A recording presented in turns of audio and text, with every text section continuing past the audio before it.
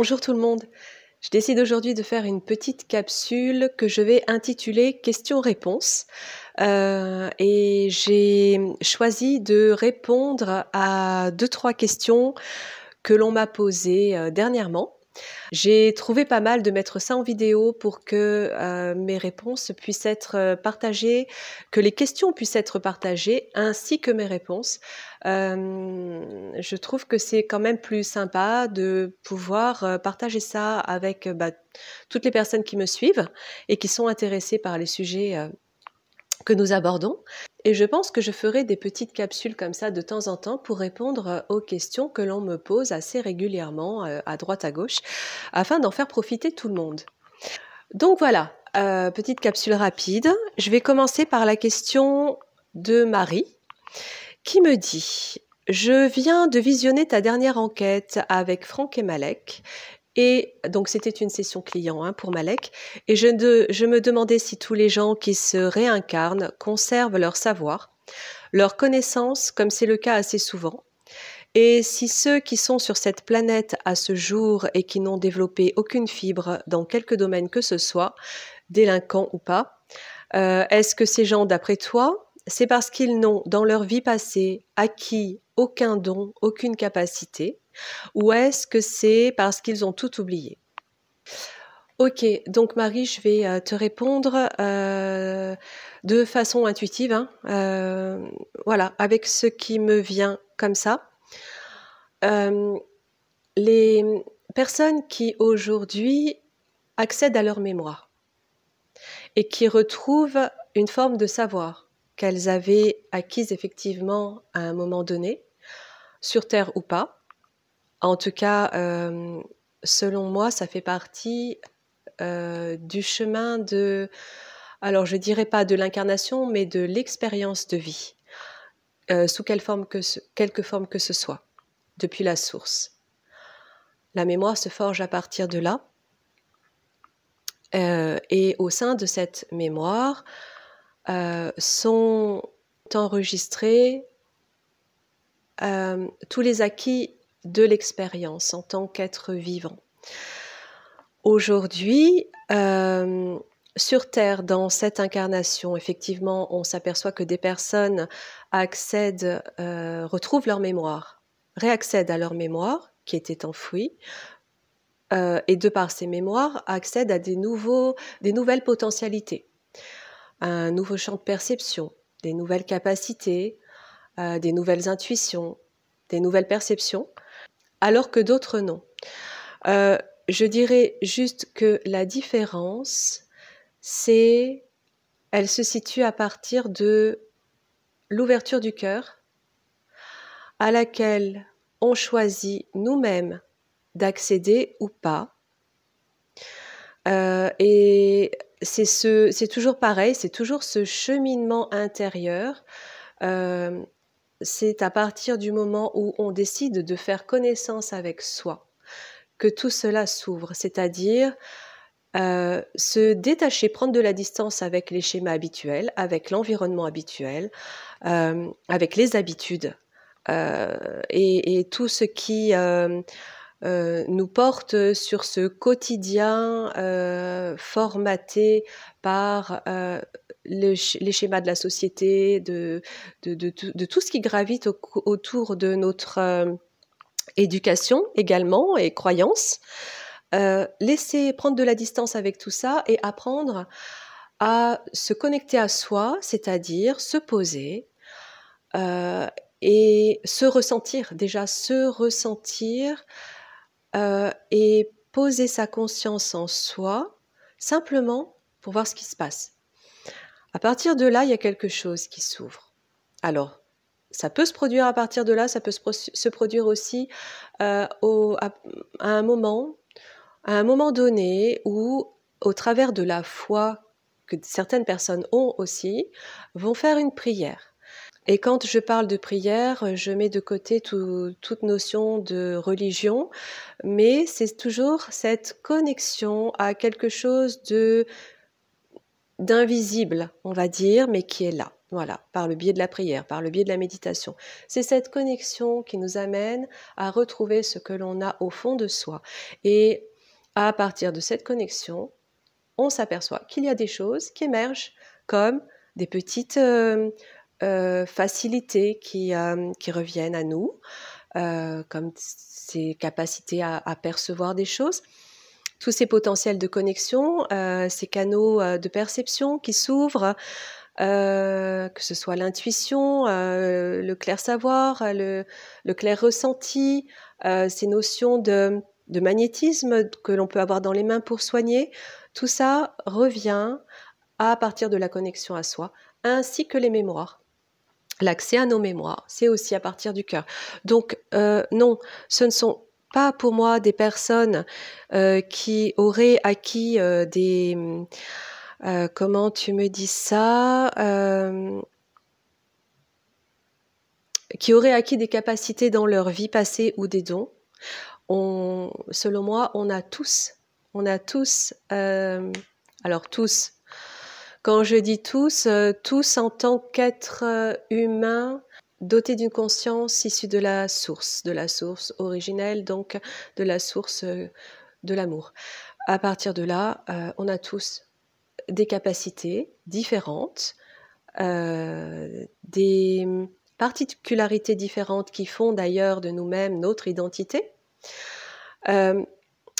Et donc pas de différence propre par rapport à la quantité ou le niveau de capacité, mais simplement un cheminement spirituel, je peux dire, un cheminement intérieur qui permet l'accès à cette essence, quelle que soit en réalité, quelles que soient nos incarnations, quelles que soient nos expériences, le nombre de vies, le nombre d'incarnations réalisées, simplement l'expérience acquise depuis la source, depuis notre capacité à être conscient et vivant. J'espère que je ne me suis pas perdue dans ta question et que tu vas comprendre ma réponse. Je passe donc à la deuxième question qui est de Laurence. Concernant la dernière enquête sur l'Antarctique que j'ai publiée hier avec Mathieu, elle me dit « Allons-nous garder notre corps physique après ce déluge ? Si on laisse notre corps physique, quelle est la différence avec la mort ?» Ok, donc là, on passe sur tout à fait autre chose. Ce que je perçois, moi, dans cette enquête, comme dans l'enquête que j'ai réalisée avec Franck en fin d'année, juste avant les fêtes, ou pendant les fêtes, c'est que à un moment donné, oui, il se produit une forme de déluge qui est le résultat d'une modification astronomique, je dirais, d'une modification également de conscience et d'une modification de fréquence et de plan. Et en fait, on peut considérer que oui, laisser notre corps physique, c'est quelque part une mort. C'est une mort dans la connaissance que nous avons aujourd'hui, dans l'interprétation que nous avons aujourd'hui de ce qu'est la mort. On peut comparer cela à une mort, oui, effectivement. Sauf qu'aujourd'hui, quand on parle de mort, c'est quelque chose, pour la plupart du temps, qui fait peur. Parce qu'on a comme cette impression, et ça de par aussi toute cette éducation qui nous a poussé à croire que après la mort, il n'y a plus rien. C'est vrai que beaucoup de personnes pensent qu'après la mort, c'est le néant. Et donc, c'est aussi pour ça que la mort fait peur. On ne la comprend pas, la mort, parce que nous sommes coupés de nos connexions. Là, ce que je ressens au cours de ce processus d'éveil et ce changement sidéral, on peut dire, c'est que tout est bien fait, tout est organisé pour que notre conscience soit prête à quitter ce corps et qu'au moment où cela arrivera, on sera totalement préparé à ça et la notion de peur n'existera plus. Et alors, c'est aussi symbolique quand j'explique que c'est comme si on déposait notre enveloppe corporelle en la remerciant, en toute reconnaissance et en la quittant. Sous quelle forme exactement ça va apparaître, je ne saurais pas dire moi-même. Simplement, ce que je ressens, c'est qu'on sera totalement préparé à ça, sans peur, en confiance, et que c'est ce qui nous permettra de réintégrer cet autre plan sur lequel nous n'avons plus ce corps matière tel qu'il est aujourd'hui. Ça ne veut pas dire que nous n'aurons pas un autre corps, en tout cas, plus ce corps qui lui-même est lié au processus de réincarnation, au processus cyclique de réincarnation. C'est ça qui s'arrête. Voilà, j'espère aussi avoir répondu à ta question, Laurence. Et je vais finir avec la question de François.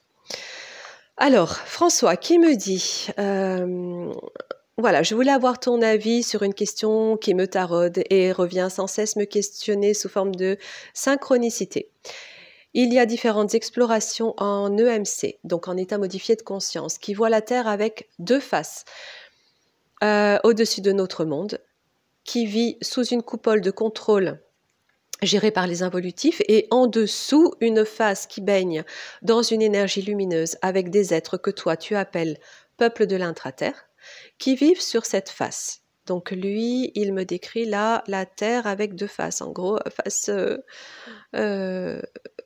face au-dessus, face au-dessous. Ok, donc ce peuple que j'appelle l'intra-terre, qui vit sur cette face, ce peuple vit tout en conscience, comme les premiers peuples hyperboréens que tu as vus sur ton explo avec Mathieu. Ok, au milieu de pyramides de végétation luxuriante, comme à l'époque du Jurassique. Plus mes recherches avancent sur ce point, et plus j'ai des doutes sur le fait que la Terre soit plate et non ronde. Ok. Comment cela se fait que sous hypnose, certains voient la Terre ronde et sur d'autres, la Terre plate à deux faces. Ok. Alors, là aussi, pour réconcilier tout le monde, je dirais que les deux existent. Tout dépend de l'angle de vue sur lequel se place l'observateur. Et là, je fais référence à l'expérience de Schrödinger. Également l'expérience des fentes de Young, où selon comment se place l'observateur, il observe différemment ce qui se produit. Alors par rapport au chat de Schrödinger, c'est un petit peu différent. Disons que là, c'est une question de probabilité. Par rapport aux fentes de Young, c'est une question métaphysique. C'est la notion d'onde-particule selon comment se dispose l'observateur à observer ce qui se produit, où les électrons deviennent soit ondes, soit particules. Bref, pour moi, là, c'est la même chose. Selon comment nous observons et comment nous nous situons et où, sur quel plan nous nous situons, nous pouvons observer la Terre volume, sphérique.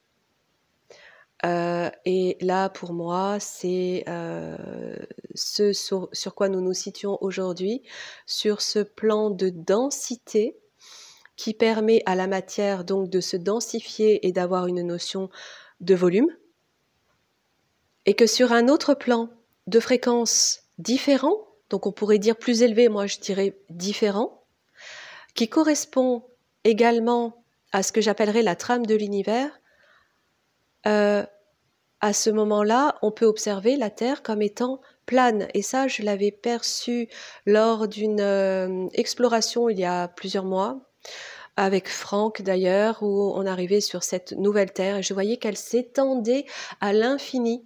Donc tout est question de situation à partir de l'angle de vue de l'observateur sur cette trame d'espace-temps, et tout est question aussi de la forme que prend cette trame d'espace-temps, où je vois qu'elle est en constant mouvement, en constante déformation, selon les fréquences, selon les ondes en fait fréquentielles qui viennent vibrer sur cette trame d'espace-temps. C'est comme quelque chose qui ondule, hein, c'est ce que je perçois. C'est comme si cette trame ondulait et par endroits, il se forme comme des poches de densité, et dans ces poches, on observe l'espace tel que nous, on l'observe, tel que nos astronautes l'observent aujourd'hui. Ce sont des poches de densité avec un espace matière, avec des astres qui se matérialisent. Et par moments,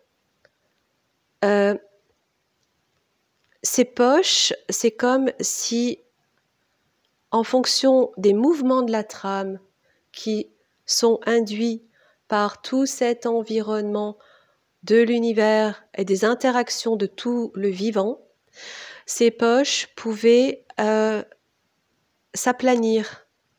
Et en même temps, tout cela existe simultanément. C'est comme si tout pouvait exister en même temps. Donc, on peut observer à la fois la Terre, matière, densité sphérique, volumique, dans ces poches, cette poche dans laquelle nous sommes aujourd'hui, cette poche créée ou non par des volontés. En tout cas, oui, je sens que c'est induit par des consciences qui ont généré. Alors, c'est comme si ces poches, en réalité, se formaient à partir d'une volonté de conscience, et en même temps, ouais, c'est une déformation de cette trame. Ce sont comme des erreurs, en réalité. Je ressens que ce sont comme quelque chose de désordonné, comme des erreurs. Mais ça existe, c'est là, ça a sa place. C'est pas sur quoi nous sommes censés vibrer. Nous sommes censés vibrer sur quelque chose de lisse et plutôt plane, à partir duquel on observerait la Terre, plutôt plane.